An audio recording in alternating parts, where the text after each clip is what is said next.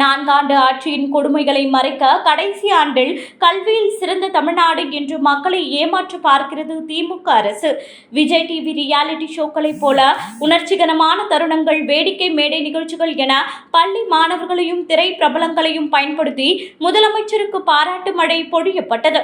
ஆனால் தமிழ்நாட்டு பள்ளிகளில் போதைப் பொருள் புழக்கம் மிகப்பெரிய அச்சுறுத்தலாக உருவெடுத்துள்ளது. சென்னை புறநகரில் 5250 கஞ்சா சாக்லேட்டுகள் பறிமுதல் செய்யப்பட்டு 11 பேரில் 7 மாணவர்கள் கைது செய்யப்பட்டனர். திண்டிவனம் அருகே 5 கிலோ கஞ்சாவுடன் 6 இளைஞர்கள் கைது. திருத்தணியில் கஞ்சா பயன்படுத்திய மாணவர்கள் அரசு பேருந்தில் அட்டகாசம் செய்த வீடியோ. சிதம்பரத்தில் மாணவர்களை வைத்து கஞ்சா விற்பனை செய்த கும்பல். திருப்பூரில் பள்ளி முன்பு கஞ்சா விற்பனையால் மாணவர் மீது கத்தி குத்து முயற்சி.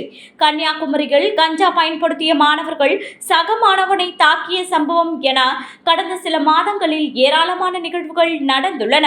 இந்த கஞ்சா புழக்கத்திற்கு திமுக நிர்வாகிகள், உறுப்பினர்கள், பிரதிநிதிகளே காரணம் என மக்கள் குற்றம் சாட்டுகின்றனர். இதனால் தமிழ்நாட்டு பள்ளிகளின் கலாச்சாரம் சீரழிந்து வருகிறது. சில பெற்றோர்களை சமாதானப்படுத்தி பணம் கொடுத்து மேடையேற்றி பாராட்டு விழா நடத்தினாலும் லட்சக்கணக்கான பெற்றோர்கள் இந்த ஆட்சியால் பாதிக்கப்பட்டுள்ளனர். சட்டமன்ற எதிர்க்கட்சி துணைத் தலைவர் RP உதயகுமார், தமிழ்நாடு இந்தியாவிலேயே போதைப் பொருள் புழக்கத்தில் முதலிடத்தில் உள்ளதாகவும் இதனை மறைக்க முதலமைச்சர் ஸ்டாலின் விளம்பர விழாக்கள் நடத்துவதாகவும் குற்றம் சாட்டினார். எதிர்க்கட்சித் தலைவர் எடப்பாடியார் 2 ஆண்டுகளுக்கு முன் சட்டமன்றத்தில் 3 மணி நேரம் ஆதாரங்களுடன் இதை எடுத்துரைத்தும் அரசு நடவடிக்கை எடுக்கவில்லை. வேலைவாய்ப்பின்மை, பொருளாதார பிரச்சனைகளால் இளைஞர்கள் போதைப் பொருள் கடத்தலில் சிக்குவதாகவும் பள்ளி வளாகங்களில் கஞ்சா விற்பனை பரவுவதாகவும் உதயகுமார் கவலை தெரிவித்தார். கேரளா போதைப் பொருள் பயன்பாட்டை ஒப்புக்கொண்டு விழிப்புணர்வு பிரச்சாரம் மூலம் கட்டுப்படுத்தி வரும் நிலையில் தமிழ்நாடு விளம்பர விழாக்களில் மூழ்கியுள்ளது.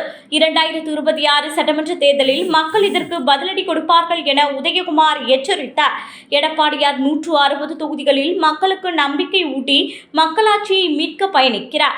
இளைஞர்களும் தொண்டர்களும் இந்த உண்மைகளை மக்களிடம் எடுத்துச் செல்ல வேண்டும் என அவர் வலியுறுத்துகிறார்.